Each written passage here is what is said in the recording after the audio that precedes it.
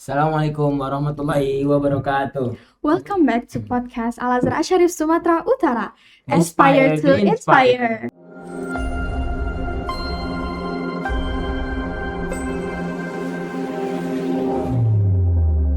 Aspire to inspire. Halo Sobat Asyarif, aku Haikal, siswa Mayasya kelas 11 KUK, dan di sebelah sini ada. Aku Aisyah, siswi Mayasya kelas 11 KUI. Hari ini kita mau ngapain nih, Kal? Nah, hari ini kita bakalan ngobrol-ngobrol santai sama siapa coba? Coba dulu Aisyah. Aku tahu, ini pasti seseorang yang cocok kalau kita panggil ketua nih. Enggak. Cocok, betul. Tahu nggak kira-kira siapa? Siapa? Nih, jadi kita bakalan ngobrol sama beliau ketua ini, dokter sekaligus wakil rakyat. Wow, berarti kayak keren banget gitu ya, dokter wakil rakyat. Jelas dong, makanya sekarang kita kenalan dulu sama beliau ini, Aisyah. Iya, oke. Assalamualaikum Bang. Waalaikumsalam warahmatullahi wabarakatuh. Bolehlah Bang perkenalkan diri dulu ke Sobat Asyarif yang lagi nonton di Ya. kamera. Gimana kabarnya? Oke. Halo semua teman-teman, sobat Al-Azhar Asharif. Saya Dr. Dimas Sofani Lubis. Alhamdulillah saya memiliki gelar sebagai seorang dokter, berprofesi dokter, dan sekarang saya sedang bekerja menjadi anggota DPRD Kota Medan. Gitu. Oke, berarti izin, ini kami manggilnya kayak Bang, Dokter, atau apa nih? Atau Ketua? Kita panggil. Abang aja. Oh, Bang. Oke, Bang Dimas, di sini kita tuh punya banyak sebenarnya pertanyaan dari yang biasa Siap. aja, luar biasa. Karena dengar kata si Haikal tadi, Abang ini udah dokter, wakil rakyat, DPR lah berarti ya, Bang ya? Ya. Nah, jadi kami nih, Bang, kami banyak anak-anak Al-Azhar ini yang pengen jadi dokter. Dan abang yang udah jadi dokter, boleh nggak gimana awalnya abang yang lulusan FK USU tiba-tiba banting setir ke dunia politik? Boleh nggak bang? Oh, Cerita iya. dikit. Siap. Jadi yang saya terpaksa menjelaskan sedikit bahwasanya saya itu dibesarkan dari kedua orang tua yang taat. Beliau itu selalu mengajarkan saya nilai-nilai keislaman, bahwasanya sebaik-baiknya manusia bermanfaat untuk manusia lainnya. Artinya apa? Artinya cita-cita saya itu bukan dokter, bukan menjadi sebagai seorang anggota DPRD. Cita-cita saya itu apa? Saya itu ingin menjadi orang yang bermanfaat untuk manusia lainnya. Itu dulu yang paling penting, ya kan? Karena kalau kata Nabi Muhammad apa tuh? Innama bu'itstu liutamima makarimal akhlak, ya kan? Beliau tuh datang untuk memperbaiki akhlak manusia. Jadi kita tuh cita-cita abang itu untuk bermanfaat bagi manusia lainnya. Nah, jadi abang itu pingin berbuat sesuatu kalau misalnya sebagai seorang dokter itu ya baik. Kita mengobati pasien, kita menyembuhkan pasien, kita menolong orang kan. Iya. Nah, tetapi abang juga memiliki hobi yang pingin abang itu bisa membantu orang itu dari sebuah kebijakan. Baik itu abang memperjuangkannya dari bidang kesehatan, juga bisa melalui dari DPR. Jadi tujuannya adalah sama-sama untuk menolong orang. Itu dulu. Kalau dulu Abang pas masa sekolah itu siswa yang modelannya banyak belajar atau banyak ikut organisasi? Kalau abang itu yang pasti, abang itu selalu punya tanggung jawab pertama kepada orang tua, itu udah pasti. Kita tuh punya tanggung jawab sama orang tua kita apa? Kita itu harus lulus, harus pintar. Karena kita kan di sekolah kan untuk pintar, Iya, kemudian untuk lulus, benar ya? benar. Nah, abang tetap belajar dan abang tetap berdiskusi dengan siapapun. Jadi hobi abang untuk berdiskusi itu sehingga abang itu sering berbicara sama orang, mengedukasi orang. Kadang abang tuh ngomong tuh sama kaca untuk ngomong-ngomong sendiri gitu. Jadi jiwa kita untuk public speaking itu terlatih sendiri. Nah, itu dibutuhkan untuk menjadi seorang dokter loh. Karena kan kita kan sebagai seorang dokter ini kita kadang butuh anamnese. Betul ya? Anamnese. Misalnya saya ngomong sama kamu sakitnya apa? Kan gitu. Iya. Tapi kalau misalnya abang cuma, kau sakit apa? Kata presiden. Mana lebih bagus? Lebih bagus. Oh, Kamu itu sakitnya pertama. apa? Gini. Pastikan kita itu harus memang pelajaran berkomunikasi itu sangat penting di bidang akademis manapun Hmm. gitu. Sehingga abang keterusan berkomunikasi, ya ujung-ujungnya jadi DPR juga gitu.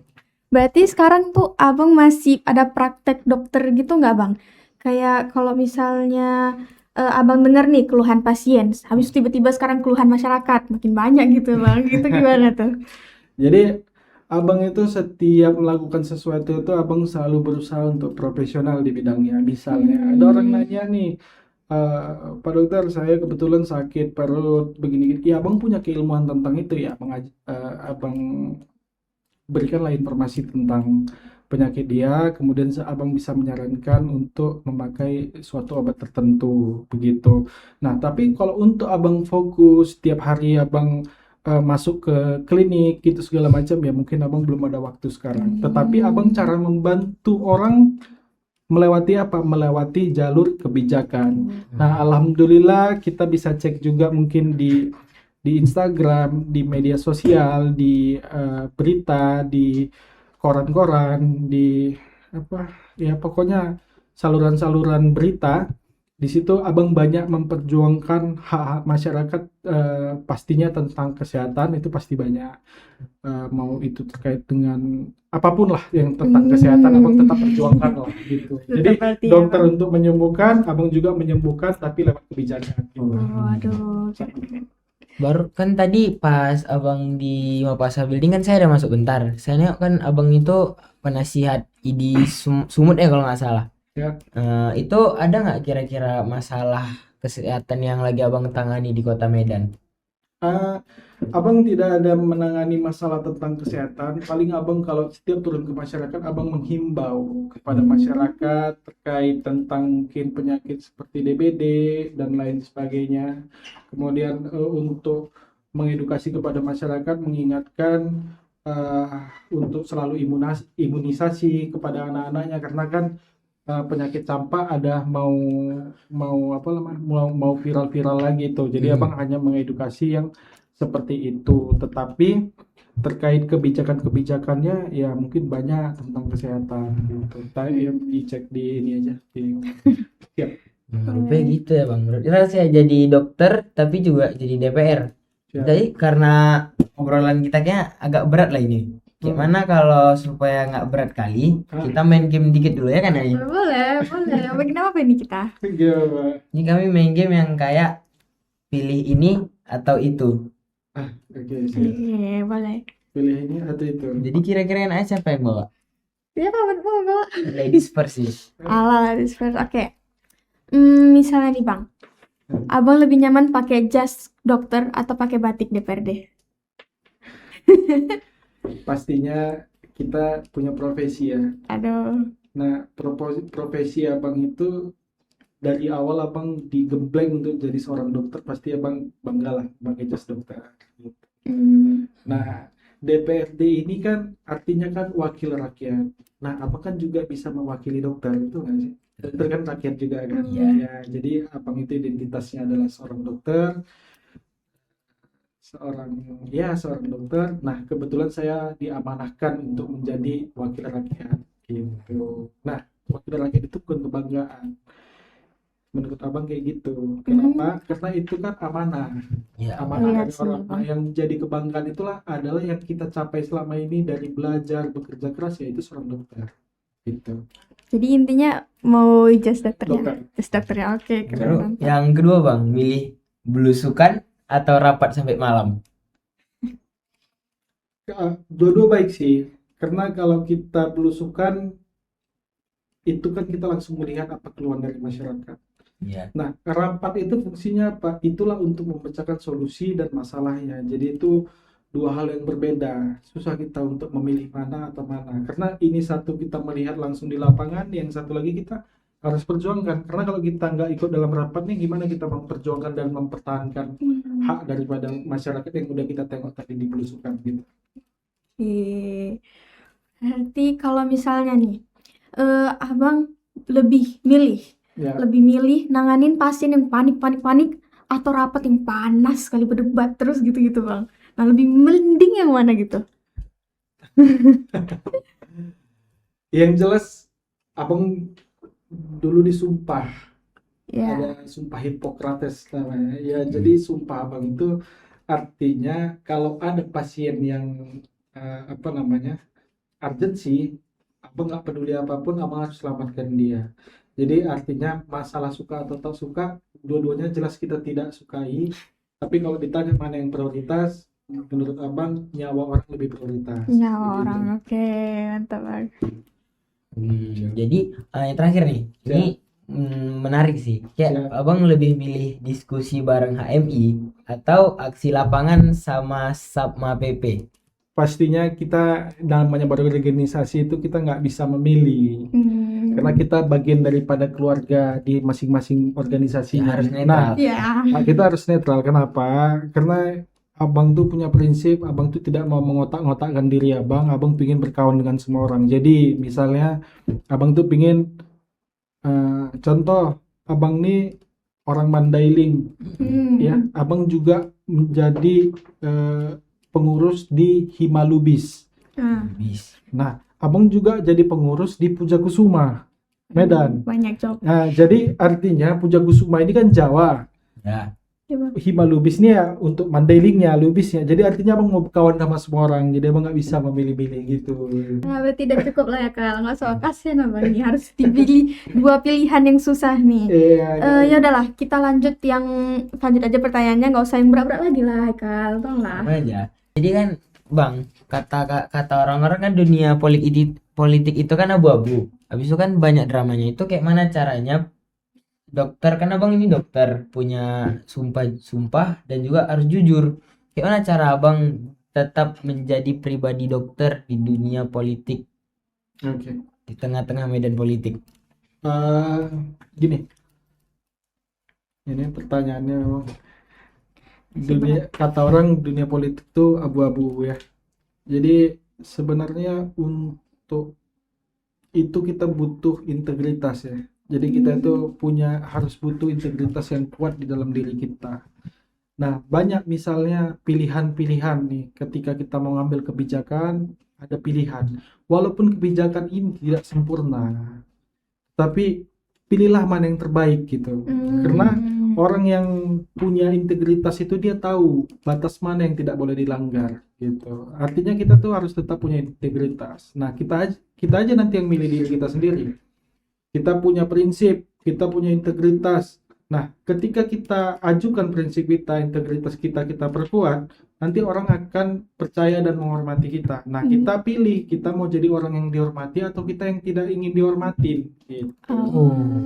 Jadi pilihan tuh nggak selalu semuanya buruk. Kalaupun ada dua pilihan yang sama-sama kurang baik, tapi mana yang paling tepat, yang kita rasa ini berpihak untuk kepada masyarakat, itu yang dipilih gitu. Jadi kita milih yang kayak lebih banyak dampak baiknya gitu ya Bang ya. Pasti. Oke lah Bang. Karena Abang ini sebagai juga penasihat pengusaha muda nih. Untuk kami nih, anak-anak muda zaman sekarang, biar kami bisa sukses. Kira-kira kayak modal apa gitu yang kami perlu? Modal mental, modal duit, modal doa orang tua mungkin Bang. Modal apa gimana tuh? Optimis. Karena masih muda ya. Iya. Nah, Masih panas orang yang masih muda itu tenaga dia itu juga duit loh sebenarnya. Ngerti nggak maksudnya? Ngerti sih Bang. Kamu semangat ngomong podcast bisa jadi duit. Iya sih. Modal apa? Ya modalnya tenaga kamu, modalnya diri kamu. Nah, jadi masalah uang itu bakal datang sendiri. Dia kan melihat dari ya itu tadi integritas kamu. Nah, modal kita itu adalah diri kita. Menurut aku seperti itu. Jadi memang harus ada kemauan dulu ya, Pak? Kemauan, dan kita emang memiliki multi talent deh. Zaman sekarang tuh kita nggak punya multi talent. Kalau kita punya multi talent, kita itu bisa pede dalam menghadapi hidup ini. Kayak kita tuh udah nggak takut lagi sama apapun. Karena kita udah bisa, kita punya keahlian ini, kita punya keahlian ini, kita punya keahlian ini. Misalnya, pingin jadi dokter, Ya. pingin jadi apa gitu.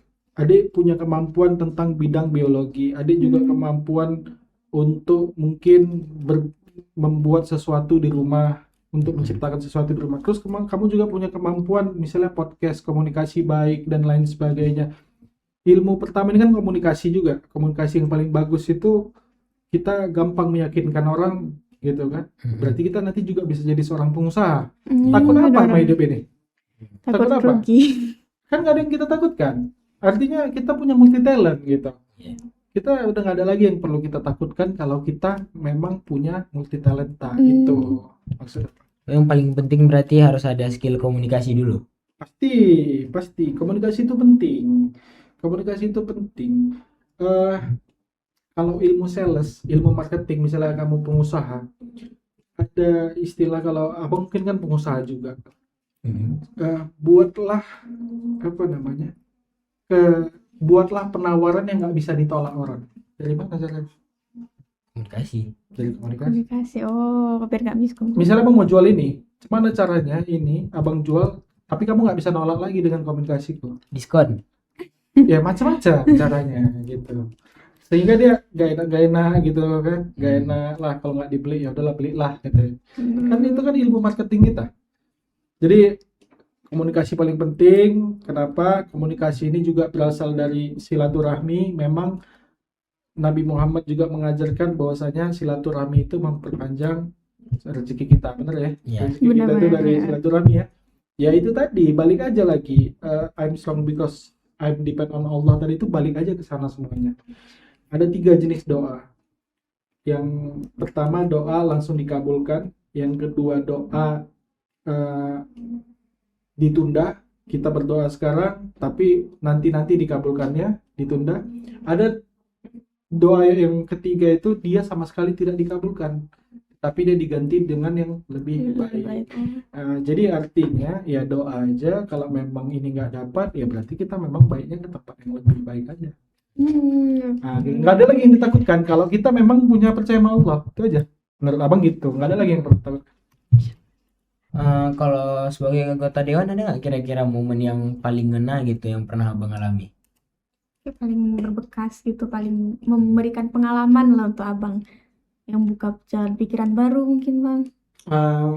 Selama jadi anggota dewan mungkin belum. Kemarin ada demonstrasi tentang DPR aja, tapi ya abang klarifikasi di situ karena abang merasa abang bukan orang-orang yang seperti itu, apalagi abang masih baru juga menjabat, dan abang dan insya Allah integritas abang jaga terus, Amin. idealisme abang jaga terus.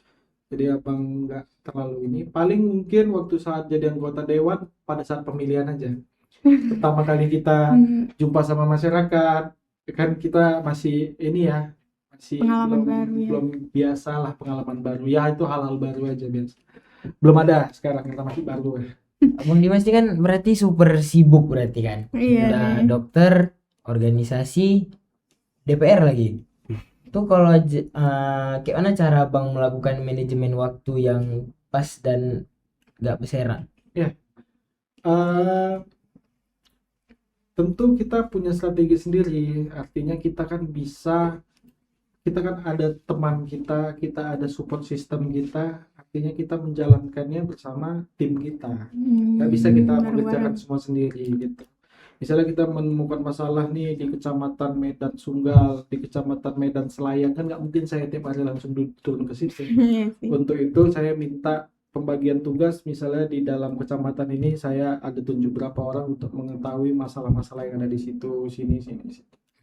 Jadi artinya kita itu harus memang punya strategi lah untuk membangun kekompakan tim tadi. Oke, walaupun mungkin kadang kan nggak semua hal berjalan lancar nih, udah misalnya kita udah bikin strategi, udah manajemen waktu dengan baik, habis itu kayak ada aja yang nggak sesuai rencana gitu, kayak keluar dari jalan. Itu gimana caranya biar kita tuh bisa langsung nemuin jalan keluarnya gitu dengan cepat? Ya insya Allah memang karena belum pernah dapat masalah itu. Oh. Tapi yang jelas gini, kan ada manajemen risiko. Artinya risiko itu kita kecil dulu di awal. Sehingga ketika kita nanti pun ada menemukan masalah, kita udah tahu duluan bahwasanya masalah yang akan keluar tidak akan terlalu besar. Karena risikonya sudah kita kecilkan dari awal. Itulah kita mungkin adik-adik nanti ada belajar tentang manajemen risiko. Nah, artinya apa? Manajemen risikonya apa yang abang perkecil contohnya abang memilih orang-orang yang abang percaya ini adalah orang-orang yang terbaik menurut abang, itu kan Hmm, memperkecil risiko, Kecil ya. bener nggak? Iya benar-benar. Nah, mungkin nanti kita bisa cerita panjang lah terkait gitu-gitu bisnis dan lain Oke. sebagainya. Tapi yang jelas semuanya kita bisa strategiin. Gak ada orang satupun di dunia ini yang hebat sendirian, gak ada. Tentunya dia pasti punya support system. Itu yang perlu kamu tahu. Makanya abang selalu bicara tentang bagaimana kalian tuh harus banyak-banyak bersilaturahmi, banyak-banyak punya teman. Karena gak akan mungkin kalian bisa jadi siapa-siapa kalau kalian tidak ada yang menjadi support system kalian. Jadi harus banyak relasi juga Iya, ya Bang ya. contoh apalagi kayak abang ya, jadi anggota dewan juga kan pasti butuh dukungan masyarakat kan gitu kan. Mungkin kalian juga seperti itu, kalian berpodcast, kalau nggak ada dukungan orang yang menonton podcast kalian juga nggak, misalnya gitu kan, entah di YouTuber atau bagaimana gitu. Jadi banyak-banyak aja silaturahmi, banyak-banyak aja senyum juga sedekah kan. Iya. Ya kan, Benar-benar. tenaga yang kalian berikan sama orang juga sedekah kan, ya tiap hari berpahala kan. Iya. Ya sudah, Iya benar. kalian nih ngibur-ngibur kayak gini kan berpahala. Podcast ini kan ngibur ya kayak Ngibur juga ya. Bisa buat ngabuburit orang. itu kan ngibur. Abang juga diundang ke sini merasa terhormat dan terhibur karena bisa berdiskusi dengan ini. Saya dulu SMA nggak sepintar kalian juga kayaknya, bisa komunikasi lancar dan lain sebagainya. Memang hebat anak-anak Al-Azharnya ya. Aduh. Serius. Iya. Iya, luar Naik biasa. kupingnya tuh, naik kupingnya. Mulai ya, Pak. Udah nggak di sini lagi tuh Bang. Oke. Terakhir Bang, Siap. apa nggak pesan buat kami anak-anak Al-Azhar Asyarif dan sobat Asyarif yang lagi nonton supaya berani punya mimpi yang nggak cuma satu tapi dua, yang dibayangkan pasti mustahil buat diwujudkan. Oke. Tadi abang udah bilang kita tuh harus bercita-cita, cita-citalah setinggi-tinggi langit. Kenapa? Karena kan nggak bayar. Cita-cita ini nggak bayar kan gratis kan? Ya nggak apa-apa, cita-cita aja tinggi-tinggi langit. Itu tadi, punya cita-cita, kita punya target, jadi ada percepatan gitu. Ada percepatan. Kalau misalnya kita nggak punya cita-cita, kita nggak akan ada percepatan sih, pasti. Kalau kalian nih sampai detik ini kalian masih bingung kalian mau kemana nih, aku nanti mau jadi apa, kalian nggak akan punya percepatan. Itu memang kayak cita-cita itu udah kayak bensin gitu ya. Ya, Dasar. harus. Aku mau jadi polisi, ya berarti begitu kalian tahu kalian pengen jadi polisi, kalian akan nanti tiap hari olahraga, tiap hari berenang, tiap hari mempertinggi diri dan lain sebagainya. Pasti mau jadi dokter, nanti tiap hari baca buku ini. Ya saya rajin baca buku sih. Bapak. Nonton film nggak apa-apa, tapi yang berbau dengan apa yang kita cita-citakan. Misalnya pingin jadi dokter, ya nonton Good Doctor dan lain-lain kan gitu. Banyak Abang Grey berarti gitu. banyak nonton film juga dulu ya? Ya pastilah. Abang belajar bahasa Inggris juga dari nonton. Oh iya. Saya pun belajar bahasa Inggris dari nonton sih. Ya, Kayak Breaking Bad atau something kayak gitu lah Bang. ya kita ini udah modern, jadi artinya kita sesuaikan saja era modern kita ini. Jangan, nggak usah terlalu kaku. Jadi apapun itu, selama cita-cita kita apa, kita percepatannya ke sana semua. Kita mau nonton ya nonton aja, kita mau main aja. Misalnya mainnya apa, suntik-suntikan, Oh iya, ya kan? keren. Jadi pura-pura jadi dokter, ini segala macam main-main. Tapi ya ada yang berbau kedokterannya, main-main, nonton, ada yang kedokterannya, ada yang ininya. Luar biasa kali ya obrolan kita hari ini. Luar biasa kan? Ya kan sobat Asyarif? Ya bener, soalnya kalau menurut aku sih ya, dari Bang Dimas nih kita bisa kayak belajar gitu loh. Kalau dua profesi bukan berarti menghambat profesi satunya, malah jadi bisa kayak saling mendukung dan bisa memperluas manfaat kita ya buat orang lain gitu. Ya. Mau jadi dokter lah, mau pengusaha kek, mau jadi apapun itu, yang penting tujuannya satu, bermanfaat buat yang lainnya kan Bang? Iya. Kelas. Lo pengusaha gitu juga kan, kita ciptakan lapangan pekerjaan, kita kasih dia gaji dan lain sebagainya, kan bermanfaat buat dia. Masya Allah. Terima kasih untuk Bang Dr. Dimas Sofani Lubis untuk pengetahuannya, ilmu-ilmunya untuk kami ya Bang ya. Ya makasih banyak ya Bang. Bang udah datang ke sekolah kami, sehat selalu dan sukses terus buat abangnya. Amin. Ya, saya juga terima kasih udah diundang ke podcastnya. Terima kasih. Untuk seluruh sahabat Asyarif, jadi jangan takut untuk bisa bermimpi yang tinggi, yang hebat, karena katanya ya kalau kita bermimpi itu setinggi-tingginya, jadi kalau jatuh di antara bintang-bintang. Iya. Oh, Biar punya mimpi borongan asal niatnya baik. iya. Oke. Jadi sampai jumpa di episode selanjutnya. Wassalamualaikum warahmatullahi wabarakatuh.